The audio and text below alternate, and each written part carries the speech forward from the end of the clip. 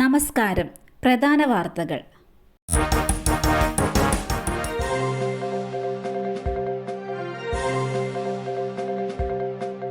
കരുവന്നൂർ കേസിലെ ജാമ്യം ED. Supreme കോടതിയിലേക്ക്.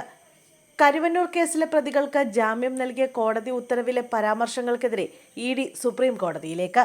ജാമ്യ ഉത്തരവിലെ ചില പരാമർശങ്ങൾ നീക്കണമെന്ന് ആവശ്യപ്പെടും. പ്രതികൾ കുറ്റം ചെയ്തതായി കരുതാൻ കാരണമില്ലെന്ന ഹൈക്കോടതി നിരീക്ഷണത്തിലാണ് ഇ.ഡിക്ക് അതൃപ്തി.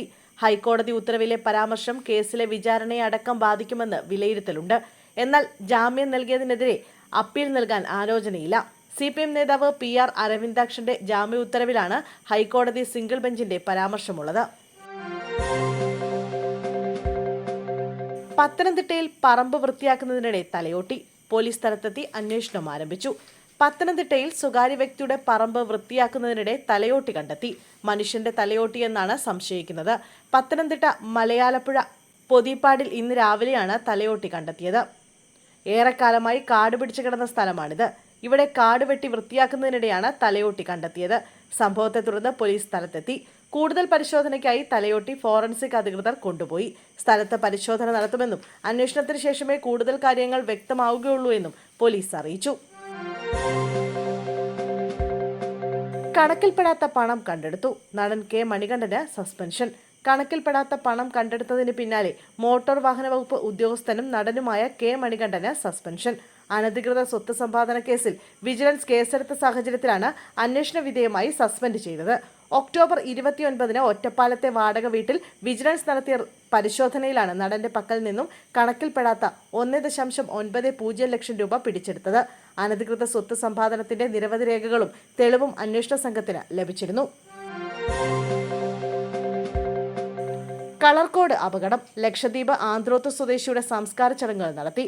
ആലപ്പുഴ കളർകോട് അപകടത്തിൽ മരിച്ച ലക്ഷദ്വീപ് ആന്ത്രോത്ത് സ്വദേശി മുഹമ്മദ് ഇബ്രാഹിമിന്റെ സംസ്കാര ചടങ്ങുകൾ എറണാകുളം സെൻട്രൽ ജുമാ മസ്ജിദിൽ നടന്നു. ഉച്ചയ്ക്ക് 2:30 വണ്ടാനം മെഡിക്കൽ കോളേജിൽ നിന്നും മൃതദേഹമടങ്ങിയ ആംബുലൻസ് സെൻട്രൽ ജുമാ മസ്ജിദിലെത്തി. മയ്യത്ത് നമസ്കാരത്തിന് ശേഷം നടന്ന പൊതുദർശനം വൈകാരിക രംഗങ്ങൾക്ക് സാക്ഷിയായി. അച്ഛൻ P. മുഹമ്മദ് നസീർ, അമ്മ മുന്താസ് ബീഗം എന്നിവർക്ക് പുറമെ ലക്ഷദ്വീപ് നിവാസികളായ നൂറുകണക്കിന് പേരും ഇബ്രാഹിമിനെ അവസാന നോക്ക് കാണാനെത്തി. ഹയർ സെക്കൻഡറി പഠനം പൂർത്തിയാക്കിയ മലപ്പുറം യൂണിവേഴ്സൽ സ്കൂളിലെ സുഹൃത്തുക്കളും ഇബ്രാഹിമിന് അന്ത്യയാത്ര ചെല്ലാൻ എത്തിയിരുന്നു.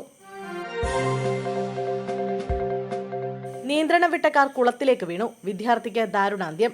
കണ്ണൂർ അങ്ങാടിക്കടവിൽ കാർ കുളത്തിലേക്ക് വീണ വിദ്യാർത്ഥി മരിച്ചു. അങ്ങാടിക്കടവ് സ്വദേശി ഇമ്മാനുവലാണ് മരിച്ചത്. തൃശൂരിലേക്ക് ഒരു പരീക്ഷയ്ക്കായി പോയി തിരികെ വരുമ്പോഴായിരുന്നു ഇന്ന് പുലർച്ചെ അപകടം നടന്നത്. വാഹനത്തിന് മുമ്പിലേക്ക് മരച്ചില്ല വീണപ്പോൾ വെട്ടിക്കുകയായിരുന്നു. ഇതോടെ നിയന്ത്രണം വിട്ട കാർ കുളത്തിലേക്ക് മറിഞ്ഞു. ശബ്ദം കേട്ട് നാട്ടുകാർ ഓടിക്കൂടി. ഇമ്മാനുവലിനെ കരയ്ക്കെത്തിച്ച സമീപത്തെ സ്വകാര്യ ആശുപത്രിയിൽ എത്തിച്ചെങ്കിലും രക്ഷിക്കാനായില്ല. കിടക്കയിൽ മൂത്രമൊഴിച്ച 2.5 വയസ്സുകാരിയുടെ ജനനേന്ദ്രിയത്തിൽ മുറിവേൽപ്പിച്ചു. ശിശുക്ഷേമ സമിതിയിൽ ആയമാർ പിടിയിൽ. തിരുവനന്തപുരം ശിശുക്ഷേമ സമിതിയിൽ 2.5 വയസ്സ് പ്രായമുള്ള കുട്ടിയോട് കൊടും ക്രൂരത. 2.5 വയസ്സുകാരിയുടെ ജനനേന്ദ്രിയത്തിൽ മുറിവേൽപ്പിച്ചു. കിടക്കയിൽ മൂത്രമൊഴിച്ചതിന്റെ പേരിലാണ് കുട്ടിയുടെ ജനനേന്ദ്രിയത്തിൽ ആയമാർ മുറിവേൽപ്പിച്ചത്. സംഭവത്തിൽ 3 ആയമാരെ പോലീസ് അറസ്റ്റ് ചെയ്തു. അജിത, മഹേശ്വരി, സിന്ധു എന്നിവരെയാണ് അറസ്റ്റ് ചെയ്തത്. കഴിഞ്ഞ ദിവസമാണ് കുഞ്ഞിനെതിരായ കൊടും ക്രൂരത. ശിശുക്ഷേമ സമിതി ജനറൽ സെക്രട്ടറി അരുൺ ഗോപിയുടെ പരാതിയിലാണ് നടപടി. തിരുവനന്തപുരം മ്യൂസിയം പോലീസാണ് മൂവർക്കുമെതിരെ കേസെടുത്തത്. താൽക്കാലിക ജീവനക്കാരാണ് മൂവരും. പോക്സോ വകുപ്പ് ചുമത്തി. തൃക്കാക്കര നഗരസഭ മുൻ അധ്യക്ഷ അജിത തങ്കപ്പനെ അയോഗ്യയാക്കി. എറണാകുളം തൃക്കാക്കര നഗരസഭ മുൻ ചെയർപേഴ്സൺ അജിത തങ്കപ്പനെ കൗൺസിലർ സ്ഥാനത്തു നിന്നും അയോഗ്യയാക്കി. നിലവിൽ വിദ്യാഭ്യാസ സ്റ്റാൻഡിംഗ് കമ്മിറ്റി അംഗമായ അജിത കഴിഞ്ഞ 3 മാസമായി യോഗങ്ങളിൽ പങ്കെടുത്തിരുന്നില്ല. 3 മാസത്തിലധികം സ്റ്റാൻഡിംഗ് കമ്മിറ്റി യോഗങ്ങളിൽ നിന്ന് വിട്ടുനിൽക്കുന്നത് അയോഗ്യതയ്ക്ക് കാരണമാകുമെന്ന നഗരപാലിക നിയമത്തിന്റെ അടിസ്ഥാനത്തിലാണ് ഉത്തരവ്. തീരുമാനം നഗരസഭാ സെക്രട്ടറി തന്നെ അജിത തങ്കപ്പനെ രേഖാമൂലം അറിയിച്ചു. ആരോഗ്യ പ്രശ്നങ്ങളെ തുടർന്ന് വിട്ടുനിന്നെന്നാണ് അജിത തങ്കപ്പൻ പറയുന്നത്. എന്നാൽ കഴിഞ്ഞ 3 മാസത്തിനിടെ ചേർന്ന കൗൺസിൽ യോഗങ്ങളിൽ അജിത തങ്കപ്പൻ പങ്കെടുത്തിരുന്നു.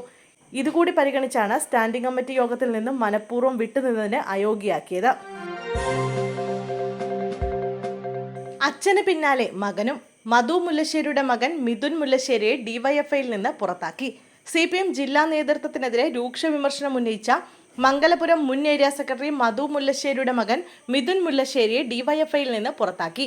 മധുവിനൊപ്പം മിഥുനും BJPയിൽ ചേരാൻ തീരുമാനിച്ചിരുന്നു. മധുവിനെ CPM ഇന്ന് പ്രാഥമിക അംഗത്വത്തിൽ നിന്ന് പുറത്താക്കിയിരുന്നു. അതേസമയം സാമ്പത്തിക ക്രമക്കേട് അടക്കമുള്ള ആരോപണങ്ങളിൽ മധുവിനെതിരെ ജില്ലാ സെക്രട്ടറി നിയമ നടപടി സ്വീകരിക്കും. മത്സ്യബന്ധനത്തിനിടെ ഫൈബർ ബോട്ടുകൾക്കിടയിൽ കുടുങ്ങി യുവാവിന് ദാരുണാന്ത്യം. മലപ്പുറം താനൂരിൽ മത്സ്യബന്ധനത്തിനിടെ ഉണ്ടായ അപകടത്തിൽ യുവാവിന് ദാരുണാന്ത്യം. ഫൈബർ ബോട്ടുകൾക്കിടയിൽ കുടുങ്ങിയാണ് താനൂർ സ്വദേശിയായ യുവാവ് മരിച്ചത്. താനൂർ സ്വദേശി യൂസഫ് കോയയാണ് മരിച്ചത്. 24 വയസ്സായിരുന്നു. താനൂർ അംജദ് വള്ളത്തിലെ തൊഴിലാളിയാണ് യൂസഫ് കോയ. ഉടൻ തന്നെ സുഹൃത്തുക്കൾ ചേർന്ന് രക്ഷിക്കാൻ ശ്രമിച്ചെങ്കിലും രക്ഷിക്കാനായില്ല. മൃതദേഹം ആശുപത്രിയിൽ സൂക്ഷിച്ചിരിക്കുകയാണ്. പോസ്റ്റ്മോർട്ടത്തിന് ശേഷം കുടുംബത്തിന് വിട്ടുനൽകും. ആലപ്പുഴ അപകടം. KSRTC ഡ്രൈവറെ പ്രതിയാക്കി FIR. ആലപ്പുഴ കളർകോട് KSRTC ബസും കാറും കൂട്ടിയിടിച്ച് 5 MBBS വിദ്യാർത്ഥികൾ മരിച്ച സംഭവത്തിൽ KSRTC ഡ്രൈവറെ പ്രതിയാക്കി FIR. അലക്ഷ്യമായി വാഹനം ഓടിച്ചതാണ് KSRTC ഡ്രൈവർക്കെതിരെ പോലീസ് കേസെടുത്തിരിക്കുന്നത്. ആദ്യ വിവരപ്രകാരമാണ് FIR രജിസ്റ്റർ ചെയ്തതെന്നാണ് പോലീസിന്റെ വിശദീകരണം. KSRTC ഡ്രൈവറുടെ അശ്രദ്ധയാണ് അപകട കാരണമെന്ന് ആദ്യം ലഭിച്ച വിവരം. CCTV ദൃശ്യങ്ങളുടെയും മൊഴികളുടെയും അടിസ്ഥാനത്തിൽ ഇതിൽ മാറ്റം വരുമെന്നും പോലീസ് വിശദീകരിച്ചു.